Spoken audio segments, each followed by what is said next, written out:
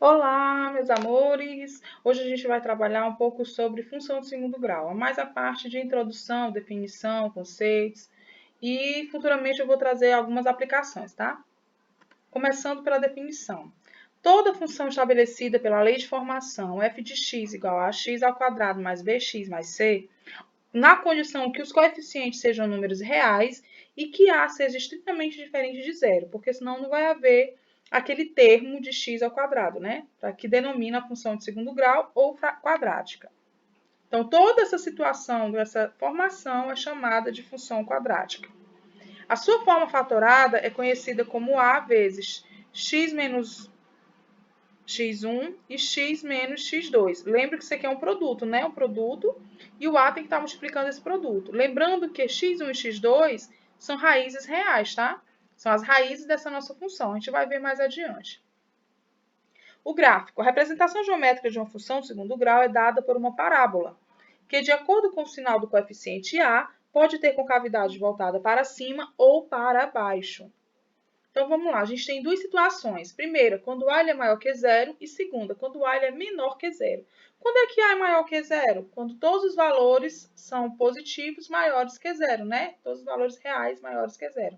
E quando A é menor que zero? Quando todos os valores são negativos, ou seja, reais menores que zero.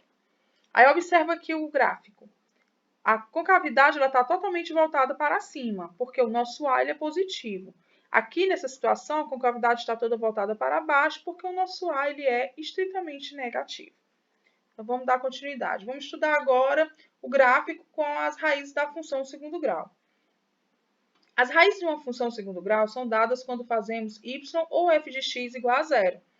Quando calculamos f de x igual a zero, encontramos os pontos onde a função passa pelo eixo x. Gente, onde são esses pontos? São justamente o x1 e o x2.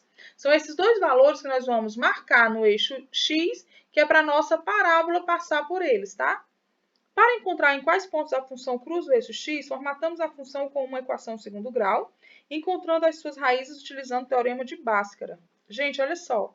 Para que isso aconteça, eu tenho que achar um delta. E esse delta ele trabalha como determinante.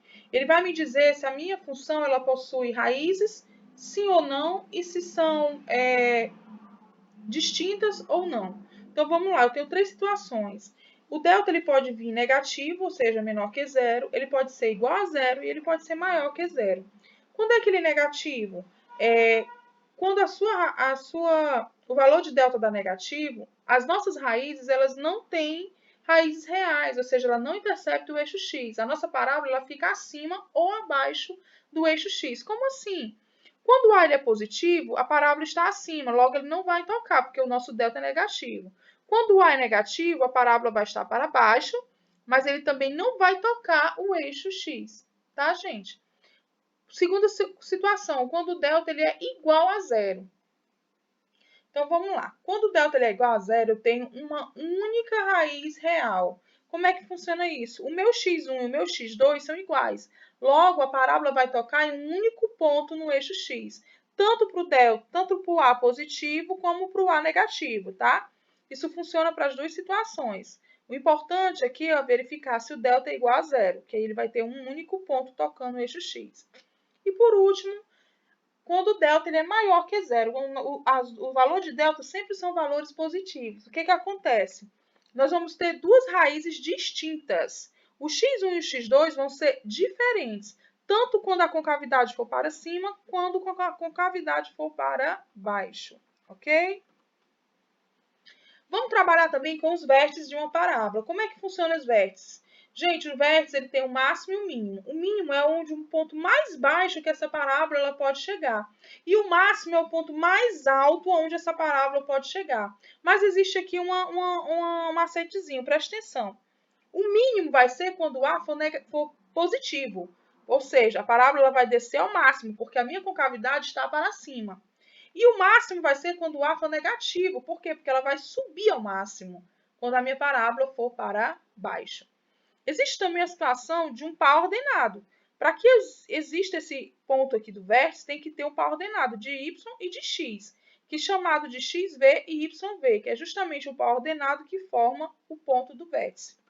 Para essa situação, existe aqui, ó, Para xv, eu posso encontrar ele utilizando a fórmula menos b sobre 2a, e para yv, menos delta sobre 4a. É bem simples, é só você pegar os valores e adaptar na fórmula e encontrar o número que você quer para montar o seu gráfico. Passo a passo para traçar o gráfico da função segundo grau. Primeiro, eu tenho que analisar se o meu A é positivo ou negativo para poder saber se essa minha parábola ela vai ter concavidade para cima ou para baixo. Segundo ponto, é eu encontrar as raízes, ou seja, fazer o determinante e o teorema de Bhaskara, x1 e x2. Depois, eu tenho que encontrar as minhas coordenadas, que foi a fórmula que a gente acabou de ver. xv menos b sobre 2a e yv menos delta sobre 4a. Fazendo isso, é bem simples, gente, ó. Tentei montar um aqui para poder a gente ter um exemplo. Depois eu vou trazer outras aplicações mais detalhadas que vai ficar bem melhor para a gente. Desculpa. Ó, menos x ao quadrado mais 3x mais 4. São raízes x1 menos 1 e x2, 4. O vértice eu já fiz o cálculo, dá 1,5 para xv e 6,25 para yv. Depois você pode fazer aí com calma e verificar que tá certinho. Tá? Desculpa aí se não tiver ficado a simetria perfeitinha, porque para fazer aqui eu ainda estou pegando prática, tá, gente? Mas eu tentei fazer o meu melhor. Aqui, ó, a parábola ela está voltada para baixo porque o nosso A é negativo. Aqui está os dois pontos, aonde ele toca o eixo X. São duas raízes distintas, logo, o delta com certeza ele é maior que zero, tá? E aqui o ponto do vértice. Tá bom, galerinha? Então, no mais, foi isso. Eu espero que todo mundo tenha tido um pouco de paciência para assistir, tenham gostado. O próximo vídeo eu vou trazer algumas aplicações, que aí vai ficar até mais fácil da gente entender e pegar a prática. Tchau, tchau!